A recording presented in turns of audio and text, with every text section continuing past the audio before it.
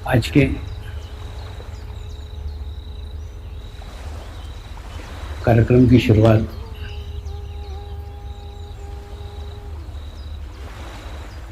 राजा जनक के जीवन काल की एक कहानी से करने जा रहे हैं। राजा जनक को विदेही कहा जाता था।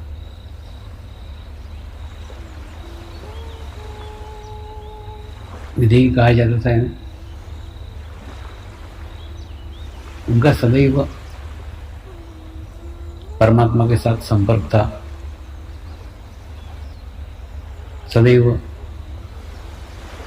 वो परमात्मा के ध्यान में लीन रहते थे।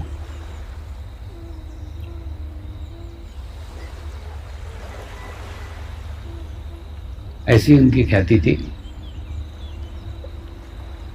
और इस ख्याति को सुनकर नारद मुनि बड़े प्रभावित हुए उनसे और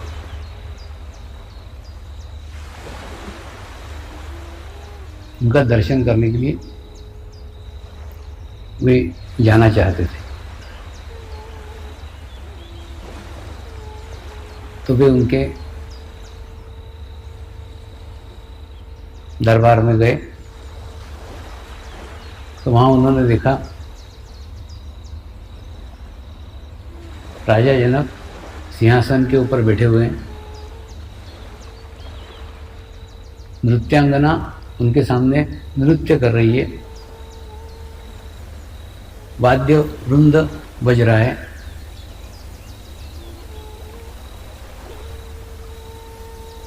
और वो उस वाद्य वृंद का आनंद ले रहे हैं।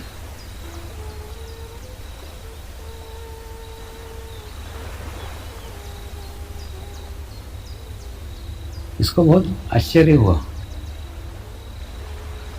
ये पूरे भोग विलास में डूबे हुए हैं, राज सिंहासन पे बैठे हुए हैं, नृत्यांगनाएं नाच रही है, वाद्य वृंद बज रहे हैं, ऐसे ऐशे आराम की जिंदगी जी रहे हैं, फिर इनको ब्रह्मज्ञानी क्यों कहते हैं?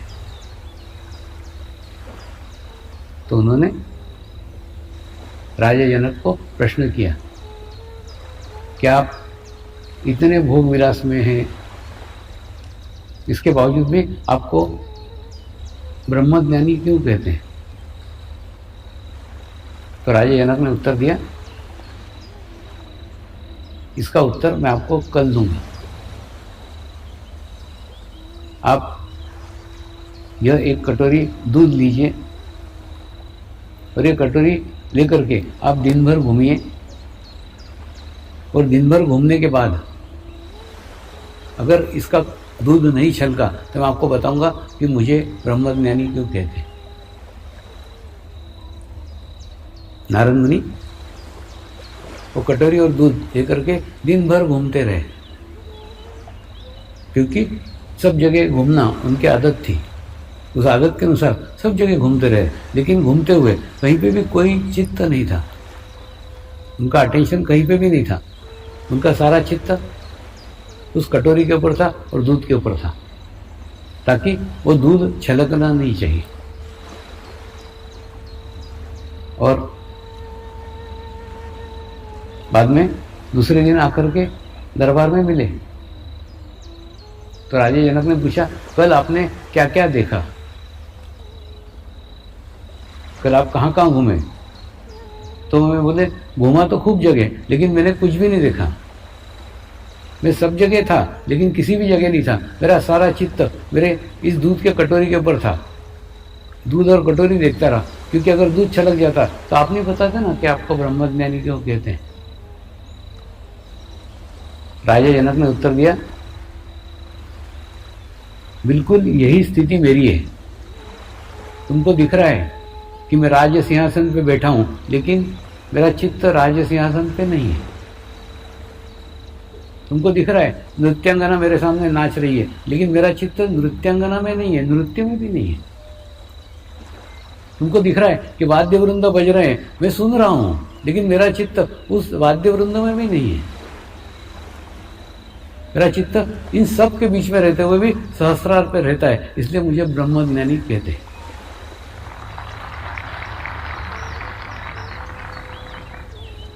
ये कहानी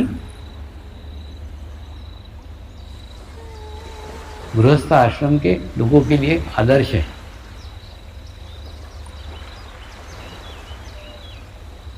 हम परिवार में रह रहे हैं, समाज में रह रहे हैं, संसार में रह रहे हैं, सबके बीच में रह रहे हैं, तो हम अपना ध्यान कैसे करें, अपनी एकाग्रता कैसे करें, हमारा चित्त कहाँ रखें? आप सबके बीच में रहो, आप सबके साथ रहो, सबके पास रहो, सबके करीब रहो। सबके पास रहते हुए भी आपका एक कोना, आपकी एक जगह, आपका एक स्थान पूरे दिन भर के कार्यकाल में ऐसा रखो जिस स्थान के ऊपर, जिस समय में, जिस कोने में केवल आप और आप ही हो, आपके अलावा अन्य कोई भी ना हो। कोई भी जगह आप चुनाव कर सकते हो, कोई भी समय आप चुनाव कर सकते हो। उस स्थान पे केवल आप रहे, आपके 10 फीट के अंदर, आपके 15 फीट के अंदर, आपके 20 फीट के अंदर कोई भी नहीं हो। पति के पास में पत्नी नहीं हो, पत्नी के पास में पति भी नहीं हो, मतलब कोई भी नियर एंड डियर कोई भी नहीं होना चाहिए आपके अलावा।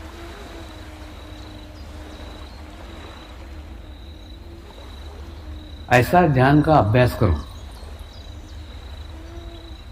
ऐसे ध्यान की प्रैक्टिस करो, तो उससे क्या होगा? धीरे धीरे धीरे धीरे धीरे धीरे आपका आभामंडल, आपका ओरा विकसित होगा। जैसे रहते कि नहीं, बलून रहता है, बलून बुझा हुआ बलून है तो छोटा सा है, हाथ में आ सकता है, लेकिन वही बलून को अगर फुला लिया तो वो इतना बड़ा हो जाएगा, दोनों हाथ में भी नहीं आएगा। उसी प्रकार से जब तक आपका ओरा सिंक है तो छोटा सा है, लेकिन आप जैसे प्रैक्टिस करोगे ना तो धीरे धीरे धीरे धीरे होगा। पहले 1 फीट का होगा, 2 फीट का होगा, 5 फीट का होगा, 10 फीट का होगा, 20 फीट का, 25 फीट का।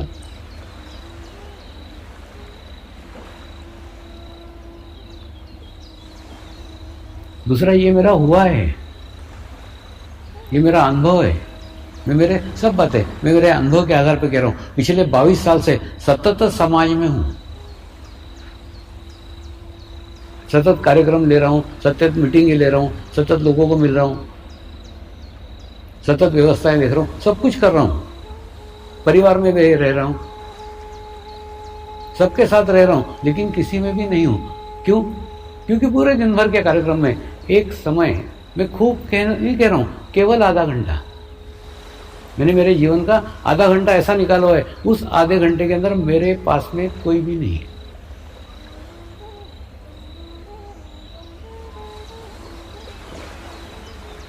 होता है ना, जैसे हम मोबाइल को चार्ज करते हैं, बाद में दिन भर मोबाइल को इस्तेमाल करते हैं, ठीक इसी प्रकार से अपना शरीर रूपी मोबाइल भी आप एक आधा घंटा चार्ज करो, आधा घंटा इनफ है, आधा घंटा काफ़ी है। आधे घंटे के में आपकी पूरी बैटरी चार्ज हो जाएगी, फिर उसको 23.5 घंटे इस्तेमाल करो, लेकिन वो आधे घंटे केवल आप और आप ही हो,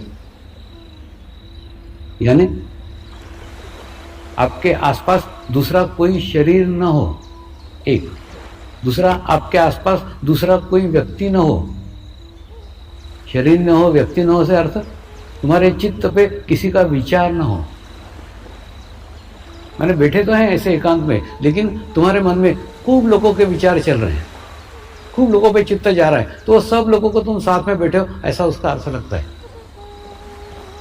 जब आधे घंटे बैठो ना, आधे घंटे में किसी भी व्यक्ति का कोई विचार ही नहीं आना चाहिए, कुछ नहीं आना चाहिए, एकदम शून्य की अवस्था। हम जब कुछ नहीं करते रहते तब विचार करते रहते। कई लोग रहते ना, आप देखोगे पड़े रहते आधा आधा घंटा, क्या कर रहे? विचार कर रहे। अरे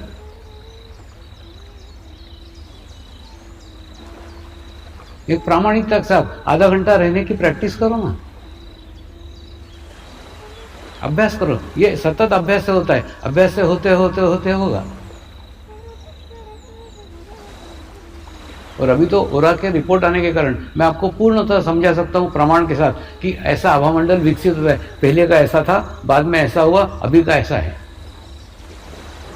और ये पिछले 22 सालों में विकसित हुआ आभामंडल है, ये कोई हिमालय से विकसित करके आया नहीं था।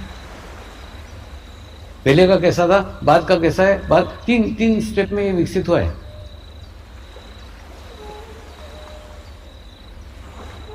तो जब मेरा हो सकता है तो आपका क्यों नहीं हो सकता?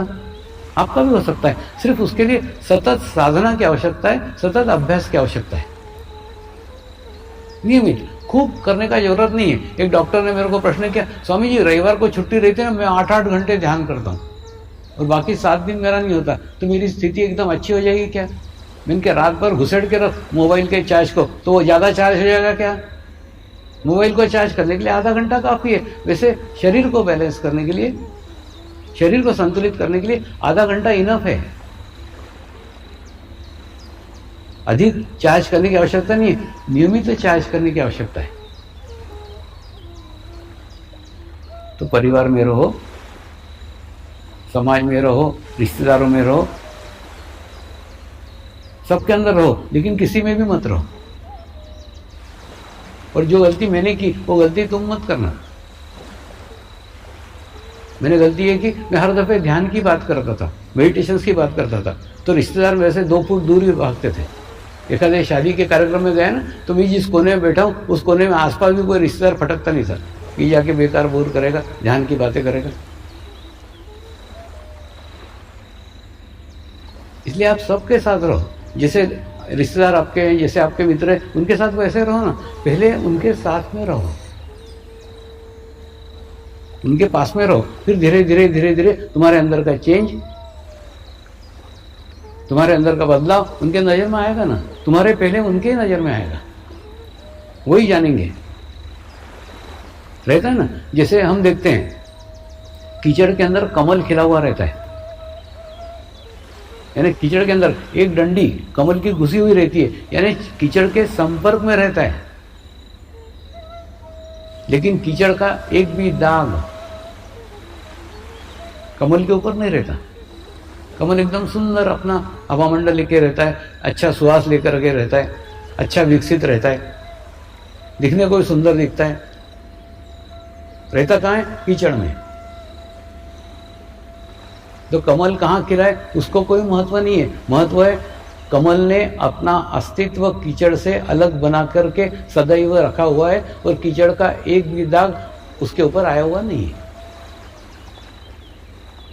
अब भी ये संसार रूपी दुनिया के अंदर ये सब कीचड़ है, इसके अंदर रहो ना, लेकिन कमल सरी के खिले हुए रहो कि उसके अंदर रह करके भी उसका कोई दाग, उसका कोई इफेक्ट, उसका कोई प्रभाव आपके ऊपर नहीं पड़ा है। ये नहीं हो सकता ऐसा नहीं, हो सकता है, हुआ है, होगा। केवल सतत अभ्यास की, सतत प्रैक्टिस की आवश्यकता है। जिसे हम नाव का देखते हैं, देखते कि नहीं, नदी के अंदर नाव चलती रहती है, लेकिन कई घंटे नाव नदी में चल रही, लेकिन नदी नाव में नहीं आती।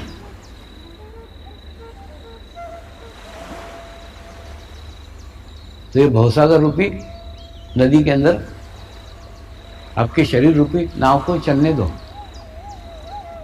इस संसार रूपी नदी के अंदर आपका शरीर रूपी नाव चलने दो, लेकिन ये संसार की बातें, ये दुनियादारी आपके भीतर नहीं आनी चाहिए, आपके अंदर नहीं आनी चाहिए। उसके बावजूद भी आपकी प्रगति होना चाहिए, आपका प्रोग्रेस होना चाहिए। तो कमल को गुरु बनाओ, नाव को गुरु बनाओ, उससे सीखो कि सबके बीच में रहते हुए भी अलिप्त रहते आना चाहिए। दूसरा, जो विश्व कल्याण की और विश्व शांति की बड़ी बड़ी बातें करते कि ना, कोई दम नहीं उसमें। एक्चुअली वो जो सोच है, वो जो विचार है, वही गलत है। विश्व शांति यानी अख्खे विश्व की शांति, विश्व का कल्याण यानी अख्खे विश्व का कल्याण। अरे इतने बड़े बड़े देवी देवता आकर के होके चले गए, उनसे नहीं हुआ, अपने से होगा क्या? पहली बात तो विश्व कल्याण क्या है, पहले विश्व क्या है वही समझ लो। हो सकता है विश्व शांति हो सकती है, विश्व कल्याण हो सकता है, विश्व आनंद हो सकता है, विश्व समाधान हो सकता है, सब कुछ हो सकता है। पहले विश्व का परिभाषा समझ लो। विश्व यानी क्या?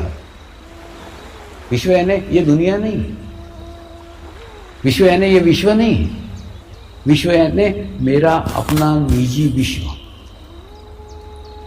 कितना? 20 फीट का, कितना 15 फीट का, कितना 25 फीट का।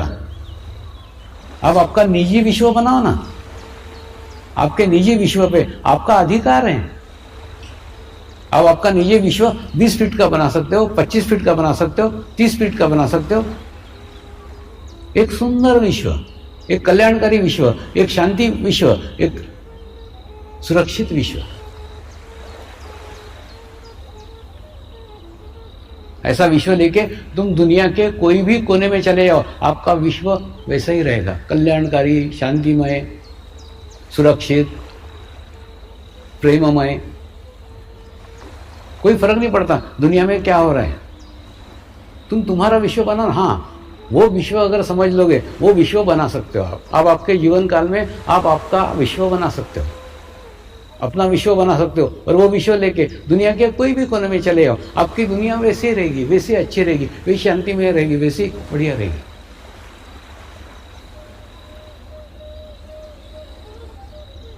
एक बार कोइंसिडेंस ऐसा हुआ कि मुझे जर्मनी जाना पड़ा। जर्मनी कई बार गया हूँ, लेकिन आबू धाबी होते हुए आज तक नहीं गया। उस समय आबू धाबी होकर गया, और आबू धाबी सिर्फ गया नहीं, 3 घंटे आबू धाबी में पड़ा हुआ था। जाते समय भी 3 घंटे पड़ा हुआ था, आते समय भी 3 घंटे पड़ा हुआ था।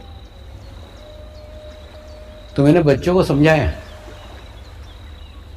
कि मेरे को गुरु बिना कोई कारण से इधर से उधर नहीं लेके जाता। इधर लेके गए मतलब अरबस्तान में कोई गुरु कार्य होने ही वाला है।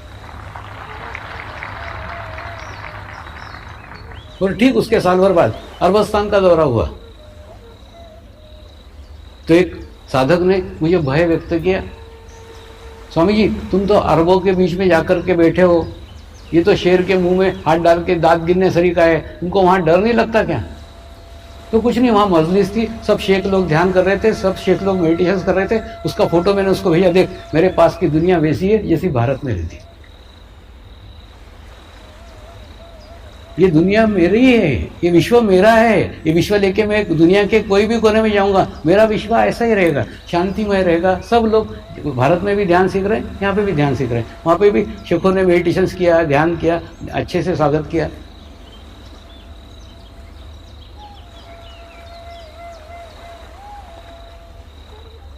तो पहले विश्व की परिकल्पना समझ लो। विश्व यानी आपका निजी विश्व, विश्व यानी ये अखा ईश्वर नहीं। और विश्व शांति अगर चाहते हो तो उसकी शुरुआत आत्म शांति से होगी। पहले अपने अंदर की शांति आएगी, अपने आसपास का विश्व होगा। हो सकता है प्रत्येक मनुष्य ऐसा विश्व बनाने में सफल हो जाए तो एक दिन विश्व में शांति आ जाए, लेकिन उसके सिवा केवल अगर तुम कल्पना करो विश्व शांति की तो वो संभव नहीं है। एक बार जर्मनी के कुछ डॉक्टर्स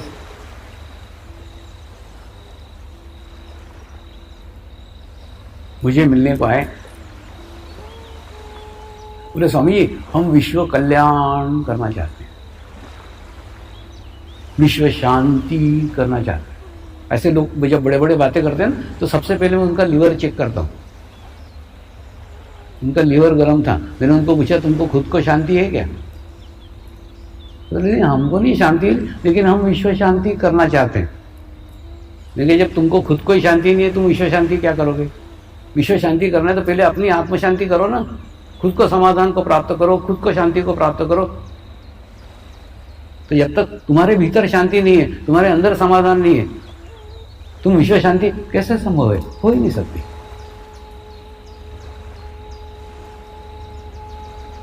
कुछ वर्ष पहले पेरिस के अंदर प्रदूषण के ऊपर खूब बड़ा सम्मेलन हुआ था।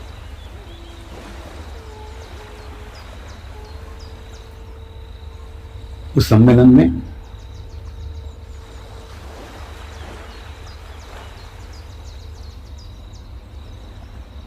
अलग अलग देशों ने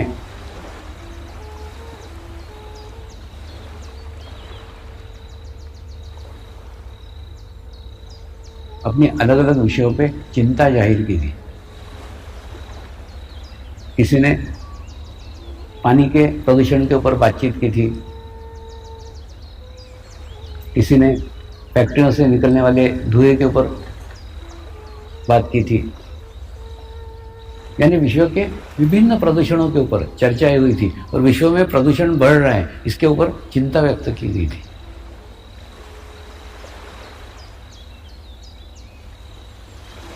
लेकिन अभी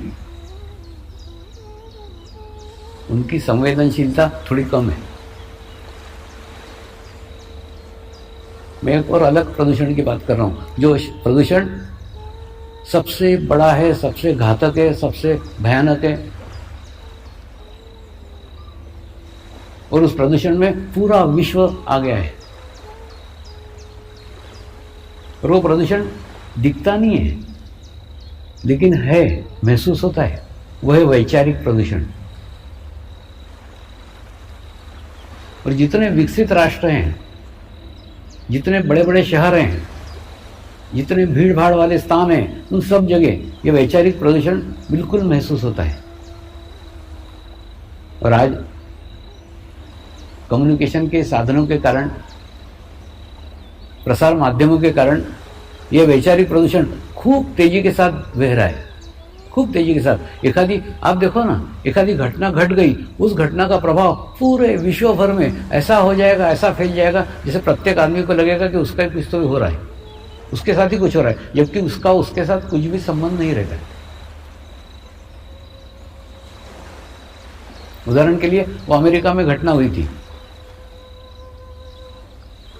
उस घटना का प्रभाव टीवी पे ऐसा दिखाया गया, ऐसा दिखाया गया, ऐसा इतना बार बार दिखाया गया कि प्रत्येक व्यक्ति को लगता था मेरी बिल्डिंग गिर रही, मेरा ही कुछ हो रहा है, मेरे यहाँ भी कुछ होने वाला है।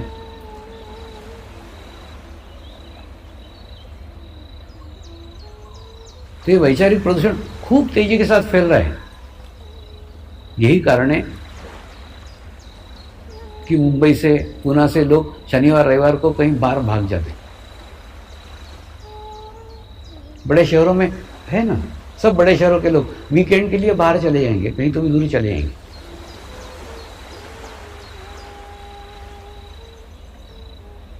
लेकिन तुम घर से भाग जाने से तुम्हारा घर थोड़ी सा अच्छा होगा, घर थोड़ी पवित्र होगा। घर पवित्र होगा ध्यान से, भाग करके नहीं होगा। तुमको तुम्हारे घर को पवित्र करने का है, घर को शुद्ध करने का है, घर को सुरक्षित करने का है। तो घर में बैठ के ध्यान करो, घर से भागो मत शनिवार रविवार, क्योंकि आने के बाद में सोमवार को फिर उसी घर का सामना करना पड़ेगा जो शुक्रवार को छोड़ के गए थे।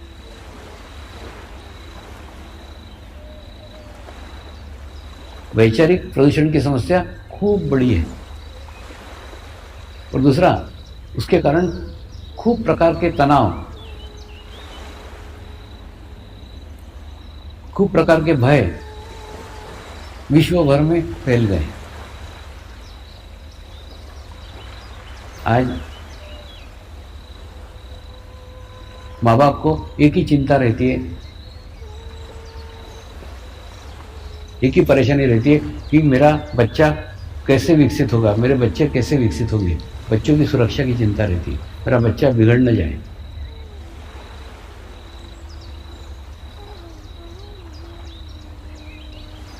दूसरा, भारतीय बच्चे और विदेशी बच्चों में मैं अंतर देखता हूँ। वहाँ विदेशी बच्चों को भी मिलता हूँ मैं, और भारतीय बच्चों को भी मिलता हूँ, दोनों को मिलता हूँ। लेकिन अंतर क्या है मालूम है?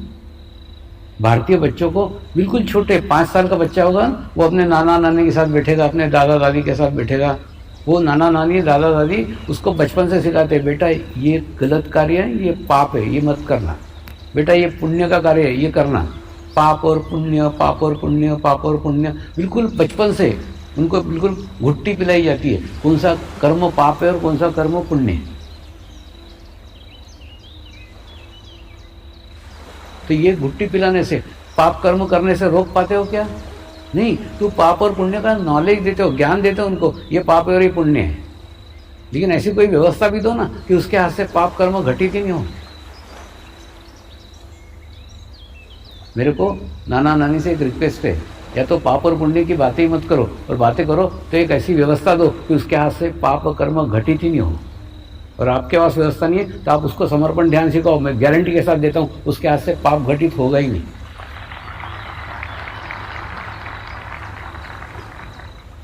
ये क्यों बताया, किस विश्वास पे बताया? क्या होता है मालूम है? जैसे तुम्हारा बच्चा ध्यान करेगा ना, ध्यान करते करते करते करते उसके आसपास एक सकारात्मक शक्तियों का आभामंडल विकसित हो जाएगा। और जब एक सकारात्मक शक्तियों का आभामंडल विकसित होगा तो उसके पास नकारात्मक शक्तियां होंगे ही नहीं। तो नकारात्मक कर्म तो छोड़ो, नकारात्मक विचार तक उसको नहीं आएंगे। नकारात्मक कर्म करने के लिए नकारात्मक विचार आना चाहिए, वो भी नहीं आएंगे। ऐसा आभामंडल, ऐसा हो रहा उसके आसपास बनेगा, और उसके आसपास बनेगा वो अंदर से और बाहर से सुरक्षित रहेगा। अंदर से मेरा आशय, आपका लड़का कभी भी आत्महत्या नहीं करेगा। आज भारत की खूब बड़ी समस्या है, युवक और युवतियां बहुत बड़ी संख्या में भारत में आत्महत्याएं कर रहे हैं। किसान लोग आत्महत्याएं कर रहे हैं।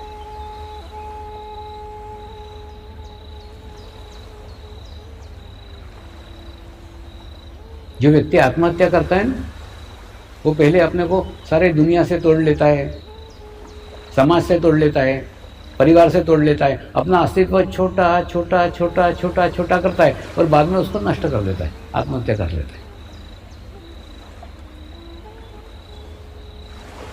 लेकिन जो व्यक्ति ध्यान करता है, जो लड़का ध्यान करता है, उसको मालूम है मैं अकेला नहीं हूं,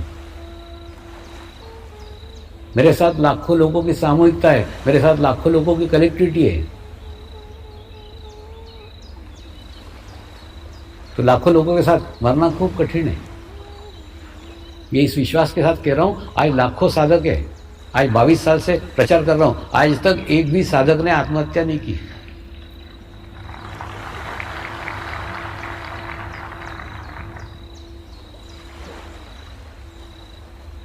तो ध्यान से आत्महत्याएं रुक सकती है। तो इस प्रकार आपका बच्चा को अंदर से सुरक्षा प्राप्त होगी, आपके लड़के को भीतर से सुरक्षा प्राप्त होगी, कभी भी आत्महत्या नहीं करेगा।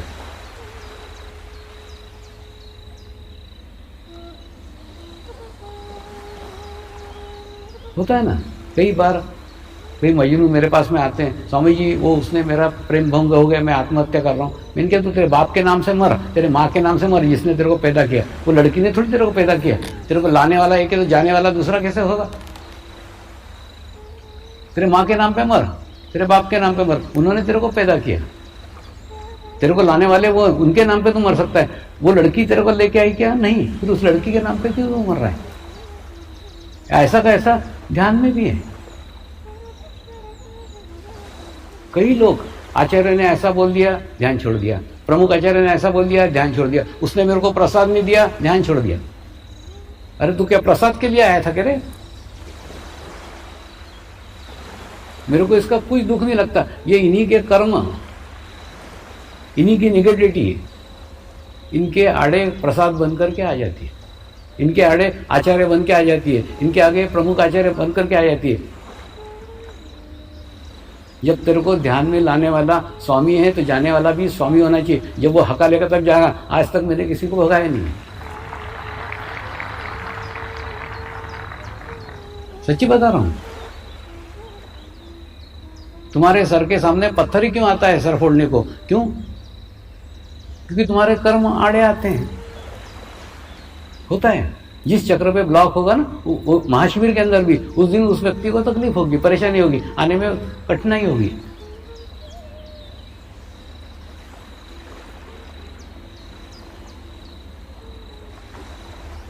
तो मेरा सिर्फ यही कहना है कि अगर समर्पण ध्यान में लाने वाला स्वामी है तो जाने वाला भी स्वामी होना चाहिए। वो जब बोले जा तब जाने का।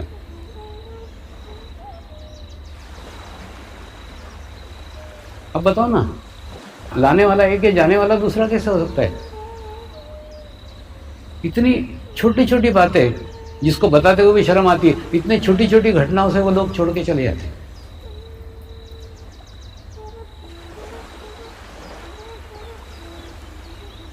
और मेरे को किसी को बांध के रखने में, किसी को पकड़ के रखने में कोई इंटरेस्ट नहीं। कल जाता तो आज चला गया, लेकिन वहां जाकर के ध्यान करना, वहां जाके मेडिटेशन करना। तू मेरे को छोड़, ध्यान को मत छोड़े। वो ध्यान को छोड़ देते। आत्म साक्षात्कार जन्मों जन्मों के प्रतीक्षा के बाद प्राप्त होता है।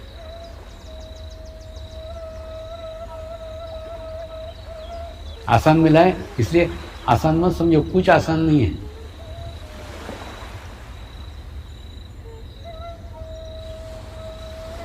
कल हम सब आत्म साक्षात्कार का अनुभव करेंगे। आप उतना ही शुद्ध चित्त और शुद्ध स्थिति बना करके आइए। कल का गुरुवार है।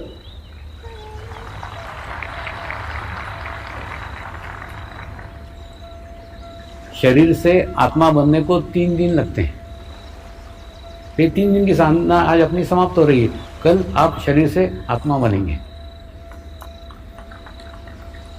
अब कल का तारीख, कल का समय, कल का स्थान, शिरडी, यहाँ जन्म होने वाला है तुम्हारा कल, वो याद करना। बाकी मर गए सब पहले।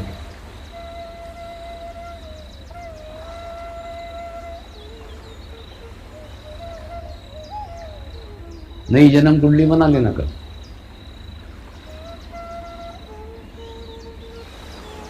तो मैं कह रहा था कि आपके लड़के को अंदर से और बाहर से सुरक्षा प्राप्त होगी। अंदर से सुरक्षा से मेरा आशय वो आत्महत्या कभी नहीं करेगा, एक अंदर से सुरक्षा। और बाहर से सुरक्षा से मेरा आशय उसकी कभी भी दुर्घटना या हत्या नहीं हो सकती।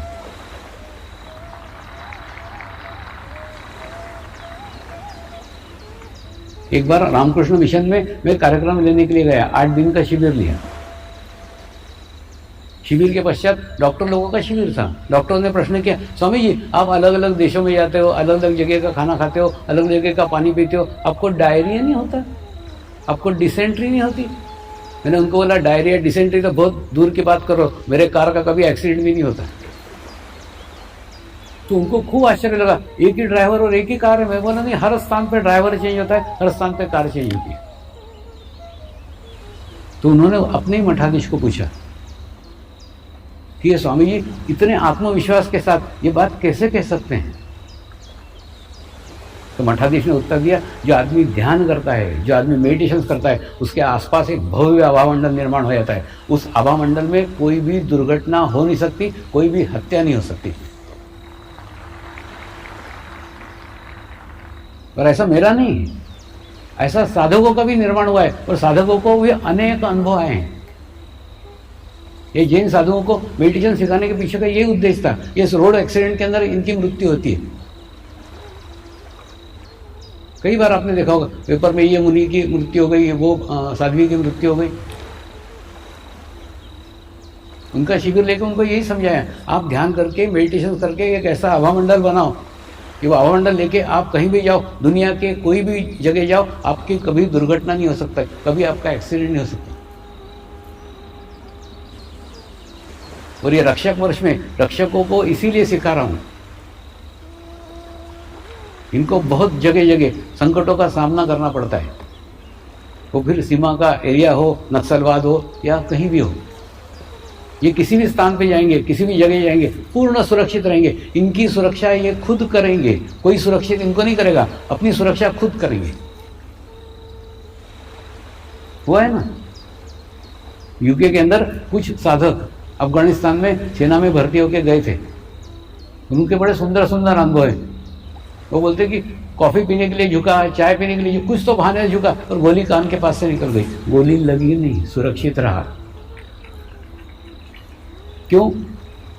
गोली आने की सूचना तुम्हारे पूर्व आत्मा को होती है, और जब तुम्हारा नियंत्रण आत्मा के अधीन हो जाता है, आत्मा तुमको बराबर सुरक्षित करती है।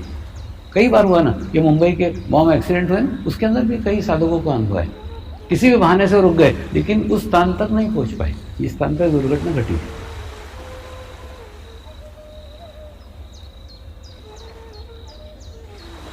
अगर मेडिटेशन करते हैं, अगर ध्यान करते हैं, तो आपको सुरक्षा प्राप्त होगी। सुरक्षा मैं नहीं दूंगा, सुरक्षा तुम तुम्हारी लोगे। मैं तुमको मेरे ऊपर डिपेंड करने के लिए नहीं आया, तुमको तुम्हारे जीवन में शक्तिशाली करने के लिए आया हूँ, मजबूत करने के लिए आया हूँ, स्ट्रांग करने के लिए आया हूँ, कि तुमको दूसरे की आवश्यकता ही नहीं हो।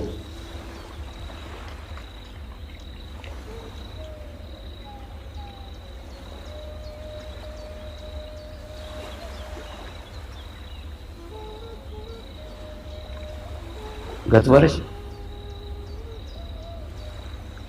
गोवा के आश्रम में विदेशी साधकों का एक रिट्रीट हुआ। अनेकों देशों के साधक उसके अंदर शामिल हुए थे। फिर चर्चा का सत्र चला, आपके यहाँ कौन सी समस्या है, आपके यहाँ कौन सा प्रश्न है।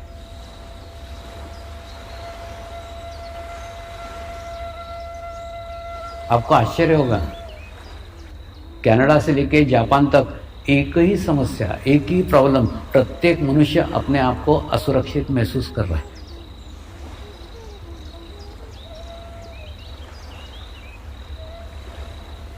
तो उनको कहा, सुरक्षा के लिए तुम किसी के ऊपर भी डिपेंड मत रहो, किसी के ऊपर भी निर्भर मत रहो, तुम्हारी सुरक्षा तुम खुद करो। ध्यान करके, मेडिटेशन करके तुम तुम्हारे आसपास एक आभा मंडल बनाओ, एक ओरा बनाओ, उसके अंदर तुम पूर्णतः सुरक्षित रहोगे, दुनिया के किसी भी कोने में गए तो भी।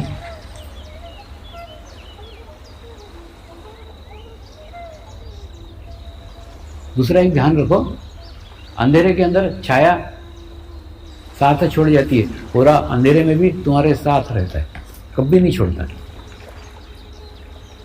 कोई ऐसा स्थान नहीं है जिस स्थान पे ओरा तुमसे अलग होगा, वो सदैव 2400 घंटे तुम्हारे पास में रहता है। जैसे अभी मेरा ओरा अभी मेरे साथ में है, सिर्फ क्या है, अभी वो आंख नहीं है तुम्हारे पास जो उसको देख सके, सूक्ष्म यंत्र से वो अभी भी दिख सकता है, अभी भी देख सकते हैं, वो सदैव 2400 घंटे रहता है।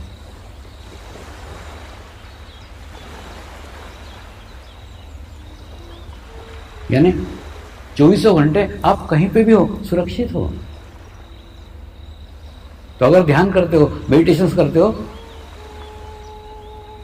तो तुमको अंदर से और बाहर से पूर्ण सुरक्षा प्राप्त होगी।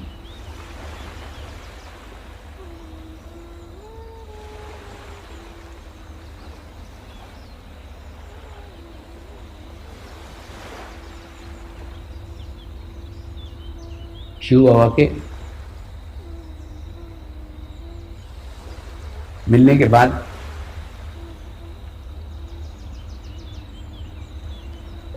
मन में एक शांति अनुभव हो रही थी। परमात्मा की सारी खोज समाप्त हो गई थी। परमात्मा को ढूंढना, परमात्मा को भटकना सब बंद हो गया था।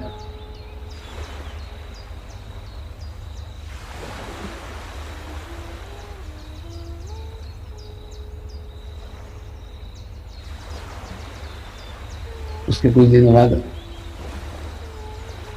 घर वालों ने सोचा ये बिगड़ रहा है, चलो इसकी सुधारने के लिए शादी कर देते, करके मेरी शादी कर दी, तो मैं और बिगड़ गया।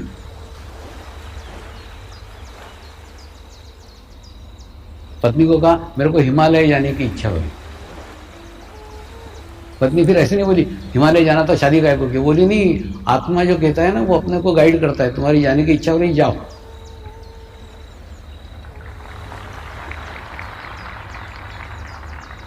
दूसरा वो गायत्री का जाप करती थी, तो एकदम राइट साइडेड थी।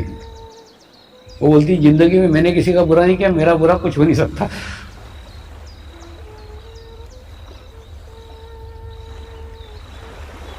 आचार्य श्रीराम शर्मा जी ने गायत्री मंत्र के रूप में समाज को एक बहुत बड़ी देन दी है। ये तो मुझे याद है ना, मेरे बचपन में गायत्री मंत्र लड़कियों को बोलना वर्ज्य था, औरतों को बोलना वर्ज्य था। कितना विचित्र है ना, गायत्री देवी स्त्री, लेकिन स्त्रियों को ही उसका मंत्र बोलने नहीं देते थे। लेकिन उन्होंने आके गायत्री मंत्र के दरवाजे स्त्री और पुरुषों सब समाज के लिए खोल दिए। कोई भी बोल सकता है, कोई भी पाठ कर सकता है, कोई भी उसका जाप कर सकता है।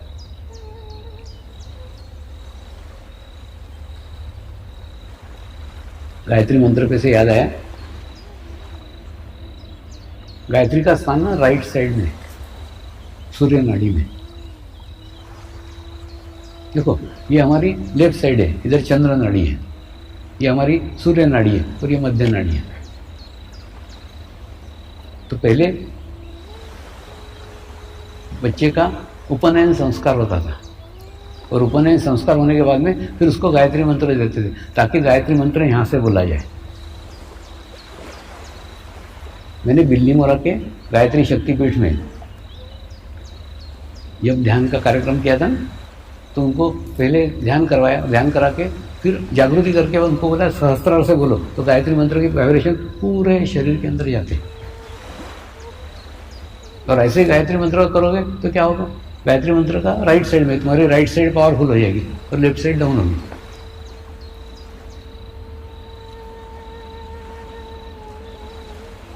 सब रास्ते ना पहुंचते हैं एक ही जगह, लेकिन अलग अलग तरीके से जाते हैं। कोई लेफ्ट साइड से जाता है, कोई राइट साइड से जाता है। लेफ्ट साइड से मतलब भक्ति मार्ग है। भक्ति मार्ग यानी इतनी भक्ति करो, समझ लो कृष्ण की भक्ति कर रहे हैं, इतनी भक्ति कर रहे हैं, इतनी भक्ति कर रहे हैं, खुद को पूर्ण भूल गए और कृष्ण ही रह गए, यानी एक, कोई तो भी एक रह गए। उसके बाद में अगर राइट साइड से गए तो इतनी तपस्या कर रहे हैं, इतनी तपस्या कर रहे हैं कि दूसरा रहा ही नहीं, वो खुद ही हम ब्रह्मास्मि, मैं ही ब्रह्म हूँ, ऐसी स्थिति आ गई। तो अब बताओ ना, समाज में सामान्य आदमी दोनों में से कुछ भी नहीं कर सकता। न इतनी भक्ति कर सकते हो, न इतनी तपस्या कर सकते हो। तो आसान क्या है, संसार में रहते हुए आसानी से क्या कर सकते हो, वो है कि आधा घंटा ध्यान कर सकते हो। सबसे आसान मार्ग है, सबसे आसान तरीका है। आधा घंटा सिर्फ बीच में रहने की प्रैक्टिस करो। प्रैक्टिस करते करते करते तब भी तुम वहीं पहुंचोगे जहाँ कठिन मार्ग से पहुंचते हैं। ये आसान मार्ग, आसान तरीके।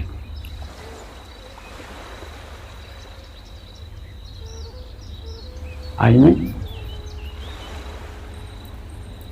समाज के 4 प्रमुख स्तंभों के ऊपर बात करने वाला हूं। समाज के 4 प्रमुख स्तंभ हैं। इस स्तंभों के ऊपर सारा समाज टिका हुआ है। वो स्तंभ क्या है, उस स्तंभ के बारे में क्या है, वो थोड़ा बताता हूँ। उसमें का पहला स्तंभ है डॉक्टर, यानी डॉक्टर के कारण ही समाज का स्वास्थ्य अच्छा रहता है। मैंने समाज का अगर स्वास्थ्य अच्छा रखने का है तो डॉक्टर का स्वास्थ्य अच्छा होना अत्यंत आवश्यक है। जबकि डॉक्टर अपने स्वास्थ्य का ध्यान नहीं रखते, उनके स्वास्थ्य की तरफ उनका ध्यान नहीं रहता। वो तुम्हारे स्वास्थ्य का ध्यान रखते हैं लेकिन उनके स्वास्थ्य की तरफ नहीं रखते। वो उनकी तरफ नहीं रखते लेकिन उनके तरफ ध्यान देते। इसलिए डॉक्टर लोगों के शिविर लेता हूँ, डॉक्टर लोगों का वर्ष मनाया।